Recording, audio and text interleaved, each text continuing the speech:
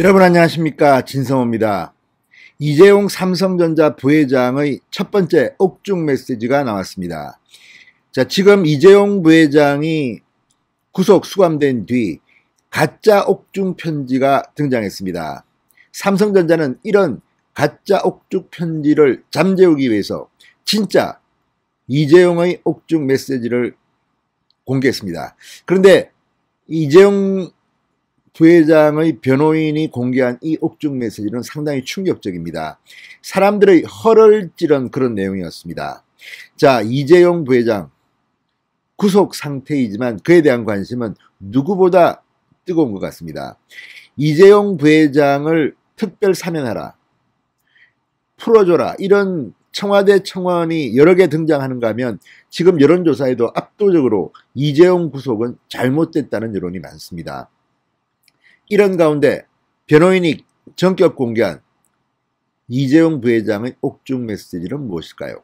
진성호의 직설 시작합니다. 방송에 앞서 아직 진성호 방송에 구독자가 아니신 분들은 붉은색 구독 버튼 눌러주십시오. 더 좋은 방송으로 보답하겠습니다. 자, 최근 카카오톡, 일부 온라인 커뮤니티 등을 통해 이재용이 옥중에서 보냈다는 가짜 메시지가 빠르게 확산되고 있습니다. 지난 18일 국정농단 사건 파기환송심에서 징역 2년 6개월 실형을 선고받고 법정 구속된 뒤 이런 가짜 편지들이 난무하고 있습니다. 자, 옥중 특별회견문 등의 제목을 단 이 글은 박근혜 전 대통령의 부탁을 직접 받은 것이 아니다, 말을 사서 정유라 씨가 사용하도록 한 것이냐, 영재센터에 기금을 지원한 것은 기업인으로서 충분히 할 수 있는 생각이다, 뭐 이런 내용들입니다. 또 한국에서 기업을 경영하기가 너무 힘들 것 같아 다른 나라로 가겠다, 이 나라를 떠나겠다는 그런 내용도 적혀 있습니다. 자, 지금 국민들은 이재용 부회장 보고 차라리 본사를 뉴욕으로 옮겨라, 이런 의견을 낼 만큼 지금 분노하고 있는 국민들도 있습니다. 이런 그들의 심리를 읽고 이런 가짜 옥중 편지를 확산시킨 것으로 보입니다.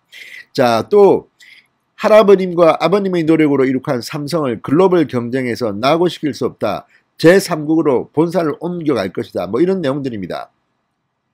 마치 이재용이 작성한 것처럼 된 이 글 가짜인 것으로 판명됐습니다. 이런 것들이 여기저기 등장하자 삼성전자는 변호인을 통해서 진짜 이재용의 옥중 메시지를 오늘 공개한 겁니다.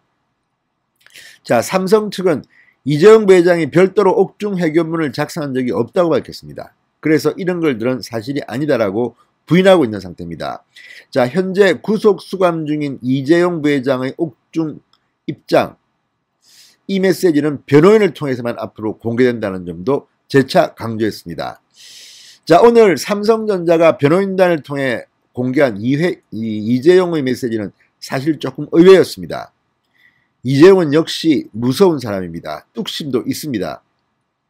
자, 오늘 이재용 삼성전자 부회장은 옥중 메시지를 통해서 준법감시위원회를 지원하겠다는 그런 의지를 밝혔습니다.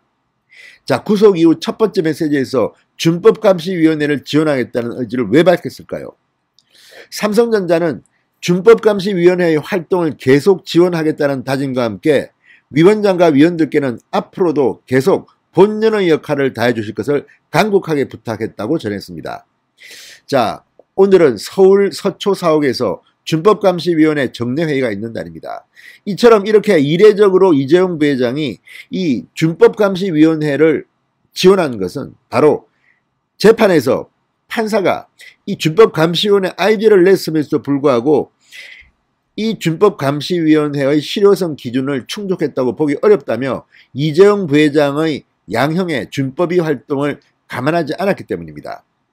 따라서 이제 이재용 부회장의 선고는 끝났고 이 준법감시위원회는 이재용이 석방되는데 별 도움이 안 된다, 판사가 언급했기 때문에 준법감시위원회 활동은 중단되는 게 아니냐, 끝난 게 아니냐, 이런 관측들이 나왔습니다.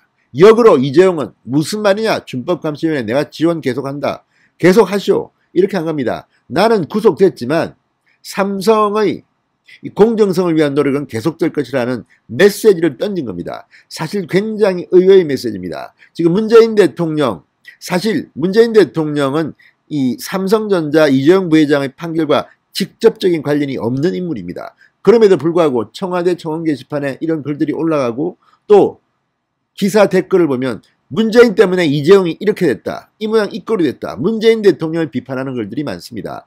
또 여론조사를 봐도 문재인 대통령에게 부정적인 견해를 가진 국민들이 여론조사에서 이재용 부회장의 석방을 요구합니다. 구속을 반대합니다. 이런 것들을 보면 참으로 사람들의 심리는 묘합니다. 아니 어쩌면 그게 숨어있는 진실일지도 모릅니다. 문재인 정권에 대한 반감입니다.